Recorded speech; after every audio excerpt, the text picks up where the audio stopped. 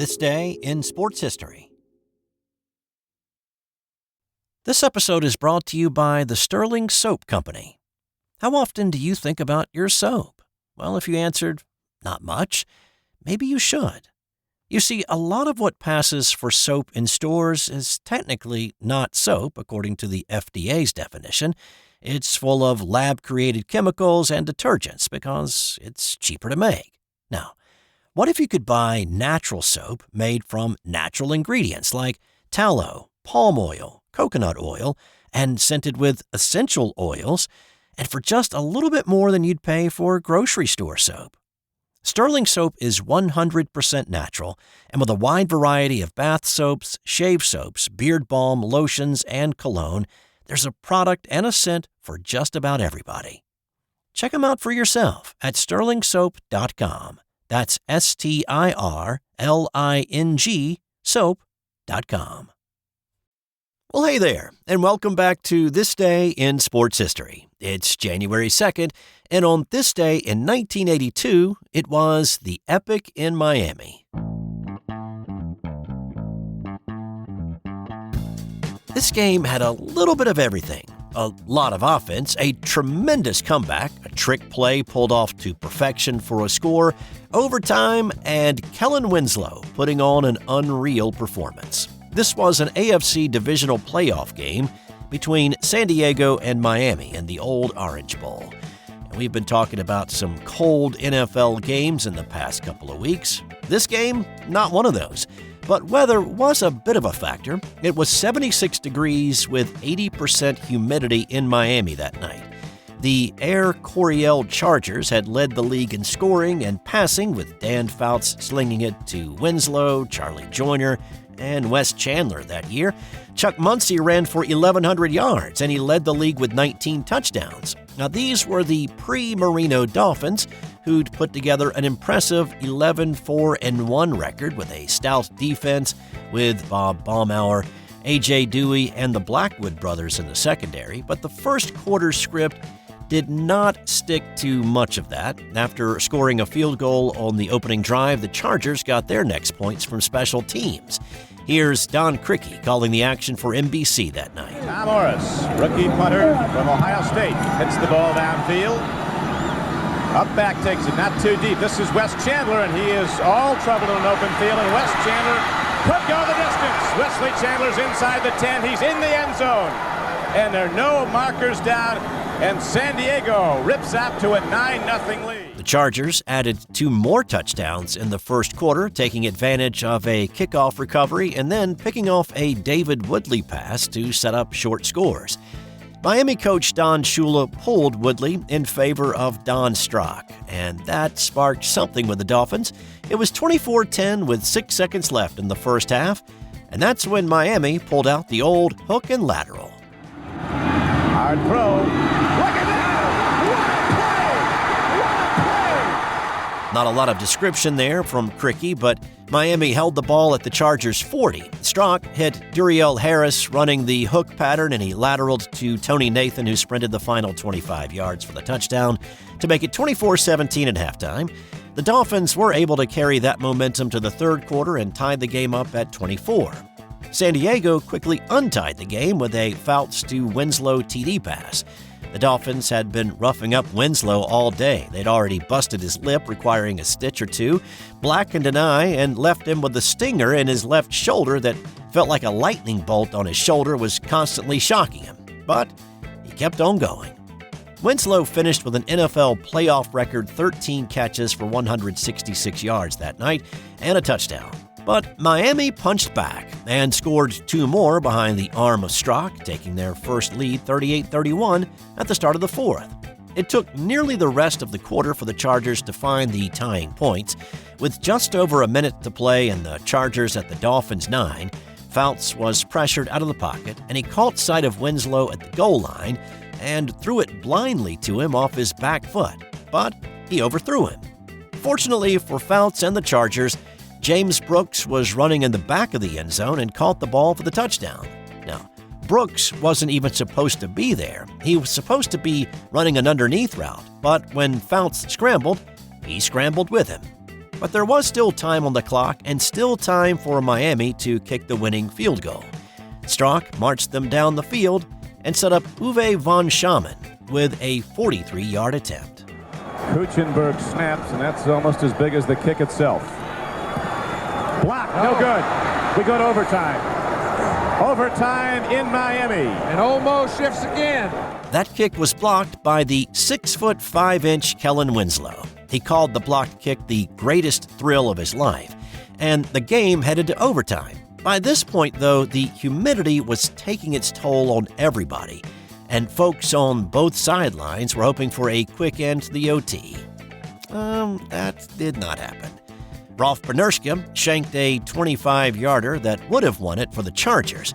Von Schamann had another kick blocked, and the game went back and forth. After a Fouts to Joyner 40-yard hookup, Benerschke got a shot at redemption with a 29-yarder after nearly 14 minutes of OT, and he knocked it through to finally end it. Players collapsed on the field in exhaustion. The iconic image from this game is a shot of Winslow being helped off the field by two teammates, with a towel draped around his neck. Winslow lost 13 pounds during the game, and he was running a temperature of 105 in the locker room after it. Ironically, the Chargers would lose the following week in Cincinnati in the second coldest game in NFL history, in one called the Freezer Bowl, with a wind chill as low as -52 at times in that one. We've talked a few times about Buddy Ryan on this podcast. He's a guy who didn't really hide his feelings much. If he was mad at you, he would tell you about it, and then he'd probably want to fight you. Well, on this day in 1994, that played out on television on the sidelines. Ryan was the defensive coordinator for the Houston Oilers at this point, and the Oilers were playing the New York Jets at the Astrodome in the final regular season game. The Oilers were up 14-0, and they had the ball with under a minute to play in the first half. All seemed to be going pretty well. Kevin Gilbride was the offensive coordinator for the Oilers, and he was wanting some more points on the scoreboard before the half ended. Maybe get it in the field goal range. Well, Houston had the ball at their own 18, so maybe not the best place to try to air it out, but Gilbride called a pass play for QB Cody Carlson. Things went a little sideways. Carlson was sacked, and he fumbled it away to the Jets. Ryan was not happy with Gilbride's call, and especially with the fumble putting his defense back on the field in a tough spot. So Ryan started yelling at Gilbride. Gilbride took a step towards him to tell him to shove it, and got a Buddy Ryan fist in the face instead. The two were separated. Gilbride never talked to Ryan again. Ryan said Gilbride would be selling insurance in 2 years. Ryan never faced any repercussions and instead was rewarded for his defensive mastery in 1993 when he was named the head coach of the Arizona Cardinals after the season ended. Are you a hockey fan? Then you'll love Eric Zweig's new book, Hockey Hall of Fame True Stories 2. It's a treasure trove of untold tales, bizarre incidents, and captivating trivia that will leave even the most devoted puckhead astounded. The intense rivalries, epic showdowns, and historic clashes that shaped the NHL's early years, it's all in there. Zweig uncovers the true stories that helped shape the sport, ensuring that you will never look at hockey the same way again. Check out Hockey Hall of Fame True Stories 2 on Amazon or wherever fine books are sold. On this day in 1984, it was one of the greatest bowl games ever played. This was the Orange Bowl, featuring the top-ranked, undefeated, and heavily favored Nebraska Cornhuskers and the one-loss Miami Hurricanes playing for the national championship. Even though the Canes were playing in their home stadium and they were 5th in the AP poll, they were 11-point underdogs. Miami built up a 17-0 lead, though, in the first quarter.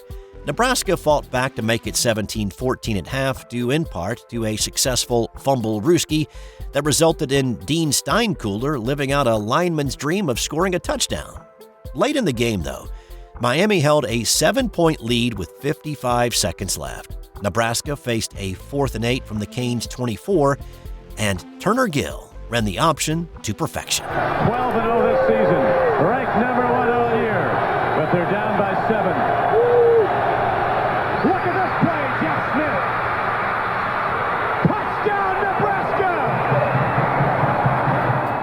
So now, down 1, Tom Osborne opted to go for 2 and the win instead of the tying PAT. And here's the reason. There was no tiebreaker system in effect like there is today. The game would end in a tie, and even though that would have secured the national championship for the Huskers, Osborne said he just didn't want to back his way into it. This is for the national championship for Nebraska.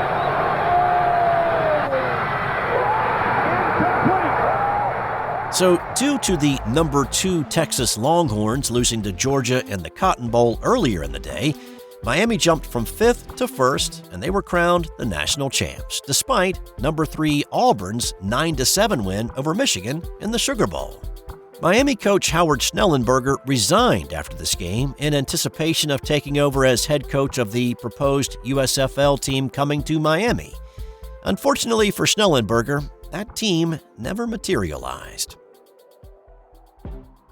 On this day in 2016, we remember one of the greatest comebacks in college football history with one of the unlikeliest of heroes.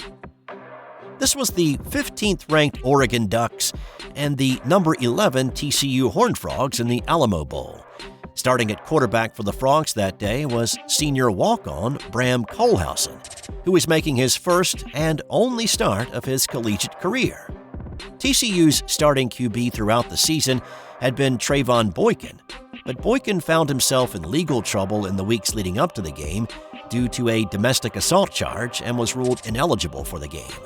The Ducks dominated the first half behind the running of Royce Freeman, who scored twice, and the leadership of quarterback Vernon Adams, who completed 13 passes for 197 yards and a touchdown. But Adams was knocked out of the game late in the first half, and he never returned. But with a 31-0 lead at the half, things looked pretty comfortable for the Ducks. TCU scored their first points of the game on a field goal with 10:52 to play in the third. Not exactly a clarion call that a comeback was commencing, but the one thing the Frogs could do that season was score points. They scored 50 or more in 5 games that year. With 4:18 to play in the third quarter, Kohlhausen hooked up with Jalen Austin for a 26-yard touchdown. Kohlhausen scored on a 2-yard run to close out the third quarter, and it was 31-17 going to the fourth. Another field goal made it an 11-point game with under 8 to play. Still a lot of ground to make up, and time was getting tight. TCU got the ball back with 4.5 minutes to play, and Kohlhausen marched the Horned Frogs down the field to set up this score. Here's Brian Estridge with the Horned Frogs Sports Network from Learfield with the call. Under center, direct snap comes to Green. Kohlhausen blocks for it. On the edge, Aaron will score!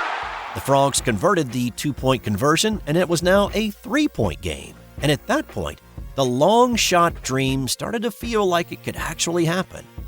Jaden Oberkrom hit a 22-yard field goal with 19 seconds to play to tie the game at 31 and send it to overtime.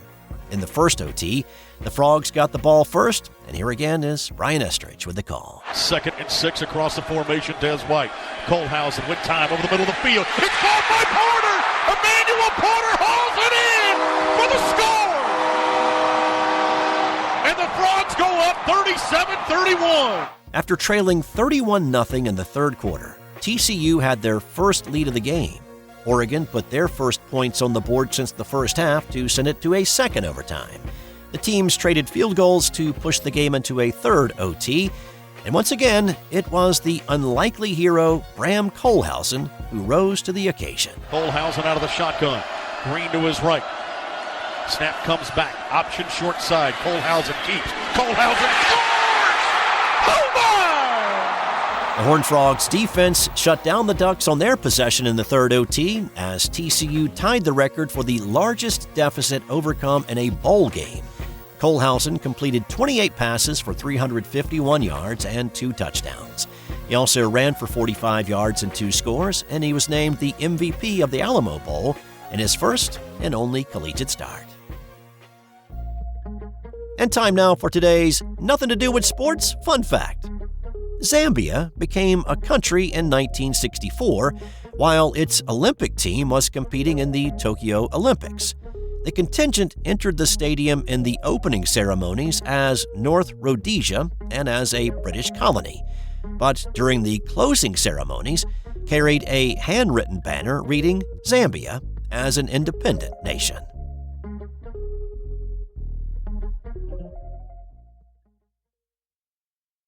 Hey, this is Steve White, the host of This Day in Sports History. Thanks for listening to this episode. If you enjoyed the episode or you're a fan of the podcast, can I ask you to do me a favor? I made the shortlist for the Best Sports Talk Podcast in 2024. There are some well-known folks in this category, such as the Kelsey brothers, Scott Van Pelt, Bill Roden, and I can use all the help that I can get. I put a link in the show notes that will take you to the page, and if you have a moment, click that link and cast your vote for my podcast. I would certainly appreciate it. Thanks to all of those who have voted, and again, thanks for listening. Have a great day. I'll talk to you tomorrow. This has been an original Thrive Suite production. Hey there, sports history fans. We've got some exciting news to share with you. 6 of our podcasts from the Sports History Network have made it to the final round of voting for the prestigious Sports Podcast Awards. Here are their shows and the categories. Historically Speaking Sports and This Day in Sports History are both competing for Best Sports Talk Podcast. No Nonsense Old School Weightlifting History is in the running for Best Fitness, Health, and Wellbeing Podcast. When Football Was Football is up for Best Sports Documentary Podcast. Wrestling with Heels On has entered the ring for Best Wrestling Podcast. And Shoulder Roll Virtual Boxing is fighting for the title for Best Combat Sports Podcast. Now, of course, we need your help to take home the championship for each of these awesome shows. All you gotta do is head over to sportshistorynetwork.com/vote, cast your vote for your favorite shows, or better yet, all 6 of them. Again, every vote counts, and we gotta show the world how much sports history really matters. So thank you for your support and making Sports History Network the headquarters for sports yesteryear. But again, don't wait. You gotta go vote now. That's over at sportshistorynetwork.com/vote.